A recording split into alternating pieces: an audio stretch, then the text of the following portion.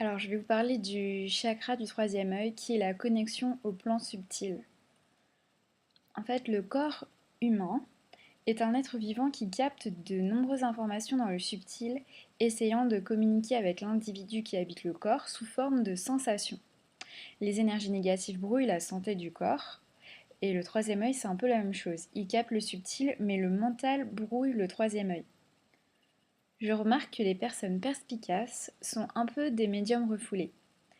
Je vais vous parler de la série Sherlock, où le personnage principal a de belles capacités. Hémisphère droit du cerveau développé, sens du détail, remise en situation, mais aussi bonne communication avec l'hémisphère gauche pour mise en place du raisonnement. Si le troisième œil fonctionne bien, mais que l'ego est très présent, certains utilisent la manipulation sur autrui pour tester et s'amuser.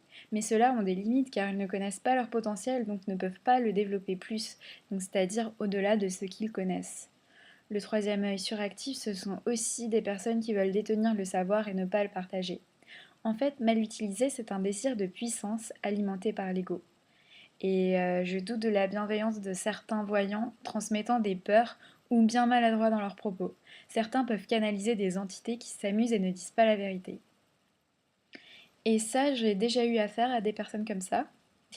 Euh, donc j'ai compris ce qui se passait. Merci à elle.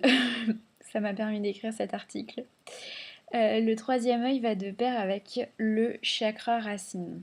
En fait, il est important d'être bien ancré au sol, chakra racine, pour bien recevoir et éviter toutes ces entités. Bien utilisée, la glande pinéale devient un outil. Il faut la relier à la conscience du cœur. C'est une sorte d'antenne et on laisse venir à soi les informations. On peut poser des questions et recevoir des réponses. Quand on reçoit des réponses, en règle générale, c'est clair, limpide, immédiat, telles les idées les déclics.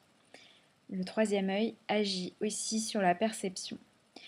La question à se poser, c'est comment déterminer si nos perceptions sont justes ou si elles sont fausses. Donc pour cela, euh, il faut écouter son cœur et ses sensations physiques plus que son mental. Parce que comme je l'ai dit sur la vidéo sur le chakra du cœur, le cœur ne trompe jamais. Et les sensations physiques non plus, puisque le corps, il sait la vérité, il capte les énergies dans le subtil. Le mental, lui, il brouille la vérité car il se mêle et il croit tout savoir et il exige ce qu'il pense le mieux pour l'individu. Certaines personnes ont arrêté d'utiliser leur troisième œil n'y croyant plus. Il est arrivé des événements qu'elles n'ont pas pu maîtriser. C'est le cas des si j'avais su, j'ai rien pu faire, j'aurais dû. Elles perdent totalement confiance en leur intuition. Pour finir, le troisième œil, c'est la prise de recul concernant l'incarnation actuelle. C'est accepter d'être un grain de sable dans le grand tout. Une des dernières leçons à apprendre dans la troisième dimension, c'est l'abandon de soi à la vie. Cela demande une très grande confiance, chakra racine. Avec le troisième œil, c'est accepter que plus on en sait, moins on en sait. Et à ce propos, je vous invite à lire les propos du vieux Cheng. Et il ne faut pas oublier aussi que le mental essaye de se rassurer alors qu'en lâchant prise, on vit et c'est tout.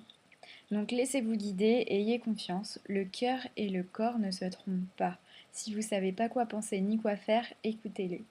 Et c'est pour ça que le troisième œil doit être relié au cœur. Si le troisième œil est relié à votre ego, ça ira pas. Ça ne sera pas juste, vos perceptions ne seront pas justes. Et il y a un truc que je fais tout le temps, c'est je me remets tout le temps en question, j'accueille les informations, je me remets en question. Si je sais pas, bah je sais pas. Si ça me semble pas juste, et ben je les prends pas. Et si ça me semble juste, bah ok. Faut pas aller plus loin en fait. Hmm, Parfois on sait pas et puis c'est tout. Mais je pense qu'il faut mettre son mental dans une phase de non-fixation. C'est pour ça que si tu te dis ça se trouve mes perceptions sont fausses ou ça se trouve tout ce que je sais en fait non, et ben tu restes toujours dans une ouverture d'esprit et du coup tu accueilles mieux les informations et puis ça devient limpide, ça devient fluide et tu as les infos comme ça et c'est clair, c'est logique et c'est évident en fait, c'est évident.